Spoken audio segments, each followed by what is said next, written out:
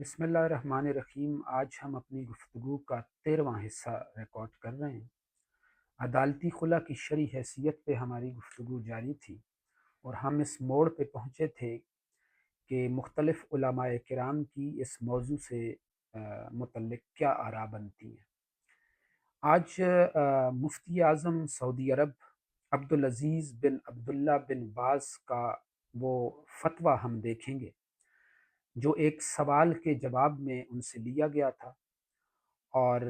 خلا ہی سے متعلق سوال ان سے پوچھا گیا تھا، اور اس کا جواب دیتے ہوئے عدالتی خلا کی جو شرعی حیثیت ہے اس پہ انہوں نے اپنی رائے کا اظہار کیا، اور وہ عدالتی خلا کی شرعی حیثیت کو کس نظر سے دیکھتے ہیں اور ان کے پاس کیا دلیل ہے، اور وہ کس زاویہ نگاہ سے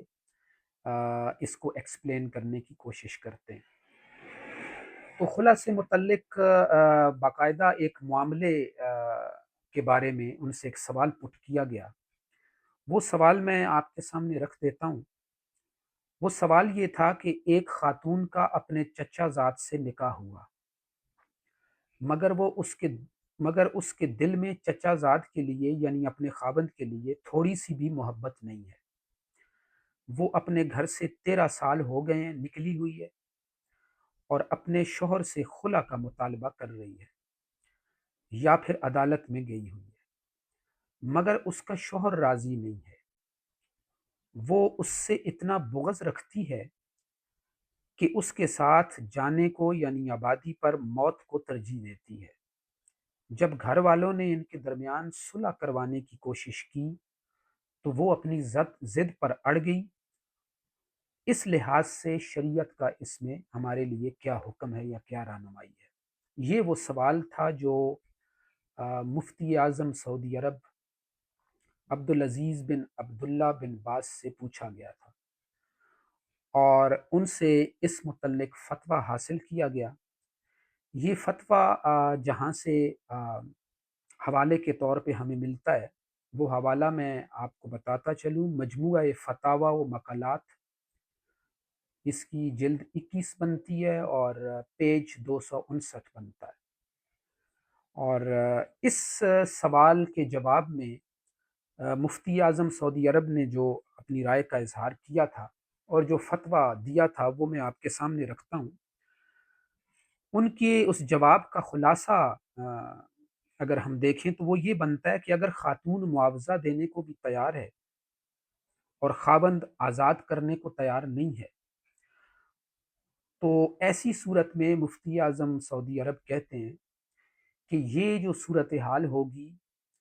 وہ عورت کے لیے باعث اذیت ہوگی، باعث ضرر ہوگی۔ تو وہ کہتے ہیں کہ نبی صلی اللہ علیہ وسلم کے ارشاد کے مطابق ہمیں یہ اصول ملتا ہے کہ نہ ضرر خود اٹھاؤ اور نہ دوسروں کو ضرر پہنچاؤ۔ تو اس سے استدلال کرتے ہوئے وہ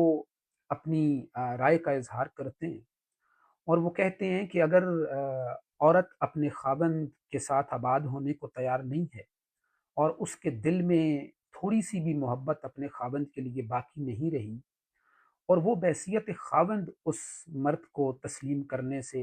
انکار کرتی ہے اور راضی نہیں ہے، اور وہ نہیں رہنا چاہتی بحیثیت بیوی اس کے ساتھ، اور پھر وہ اس بات پر بھی تیار ہے کہ وہ آ، اپنا مہر واپس کرنا چاہتی ہے، یا خلا کی صورت میں جو معاوضہ وہ واپس کرنے کی پابند ہے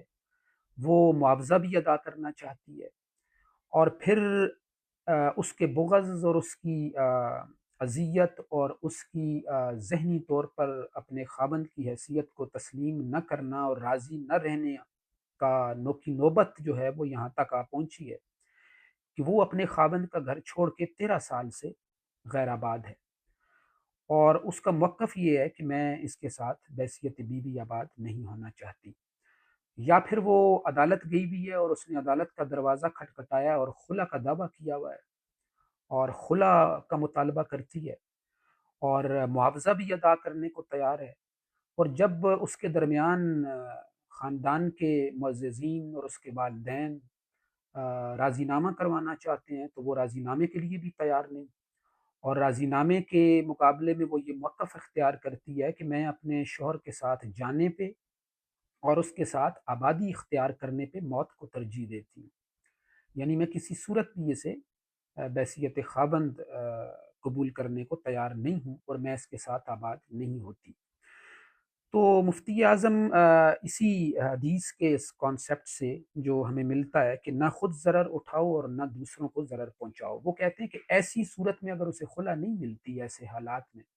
جو بیان کیے گئے سوال میں اور ان سے پوچھا گیا، تو وہ کہتے ہیں کہ پھر ایسی صورت میں تو وہ زندگی نہیں گزار سکے گی، ایسی صورت میں تو اس کی زندگی جہنم بن جائے گی، اذیت ہوگی اسے، ضرر اٹھائے گی اور ساری زندگی وہ دل میں کڑتی رہے گی۔ لہٰذا ایسی صورتحال میں مفتی اعظم عبدالعزیز بن عبداللہ بن باز کا یہ فتویٰ ہے، وہ کہتے ہیں ایسی عورت اور مرد کے درمیان تفریق واجب ہے۔ یہ ان کے جواب کے میں الفاظ کوٹ کر رہا ہوں کہ ایسی عورت اور مرد کے درمیان تفریق واجب ہے، کہ یہ اس معاملے کو ایسے نہیں چھوڑا جا سکتا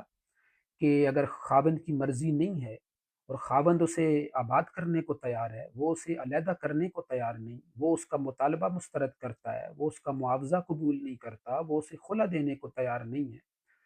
تو پھر معاملہ اگر حاکم کے پاس چلا گیا ہے اور معاملہ اگر کورٹ آف لاء میں چلا گیا ہے اور معاملہ اگر قاضی کے پاس چلا گیا ہے اور فیصلہ کرنے والا جب دیکھے گا کہ حالات یہاں تک آ پہنچے ہیں، تو پھر اس قاضی کے لیے ضروری ہے کہ وہ ان دونوں کے درمیان خلا کی بنیاد پہ تفریق کر دے۔ تو وہ کہتے ہیں کہ ایسی عورت اور مرد کے درمیان تفریق واجب ہے، حاکم پر ایسے نکاح کی تنسیخ واجب ہے، اس کے لیے یہ ضروری ہے کہ وہ اب ایسے نکاح کو ختم کر دے گا، کیونکہ وہ کسی ایک فریق کو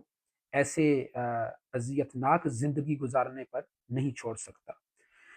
تو اس کی استدلال کرتے ہوئے مفتی اعظم سعودی عرب اس حدیث کا بھی حوالہ دیتے ہیں اور اس سے بھی استدلال کرتے ہیں جو ہم پہلے کوٹ کر چکے، اور اکثریت علماء کی اور فقہا کی انہی احادیث پہ رلائے کرتی ہے۔ وہ وہی حدیث ہے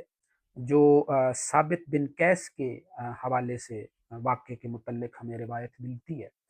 تو مفتی اعظم کہتے ہیں کہ کیونکہ نبی صلی اللہ علیہ وسلم نے ثابت بن قیس کے معاملے میں بھی باغ واپس کروا کے، یعنی معاوضہ جو تھا وہ مہر وہ واپس کر کے دونوں کے درمیان خلا کروا دی تھی۔ تو وہ کہتے ہیں کہ یہ ایک ایسی صورتحال میں کہ بیوی آبادی پر موت کو ترجیح دے رہی ہے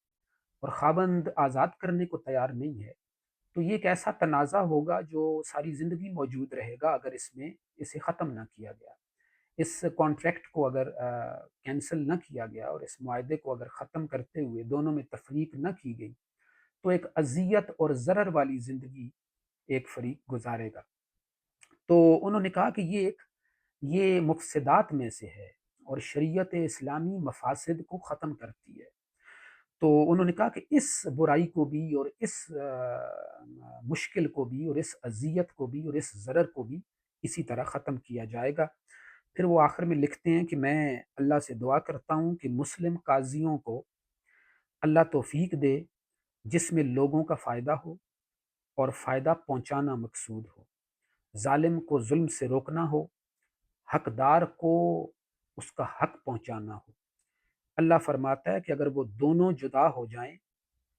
تو اللہ اپنی رحمت سے دونوں کو غنی کر دے گا، اور اللہ حکمت والا اور وسعت والا ہے۔ یہ مفتی اعظم سعودی عرب عبدالعزیز بن عبداللہ بن باز کا فتویٰ تھا جو عدالتی خلا کی شرعی حیثیت پہ انہوں نے اپنی رائے کا اظہار کیا تھا۔ اس کے بعد نیکسٹ ایپیسوڈ میں ہم آگے دیکھیں گے کہ اس کو ہم آگے کس طرح لے کے چلتے ہیں اور آگے کس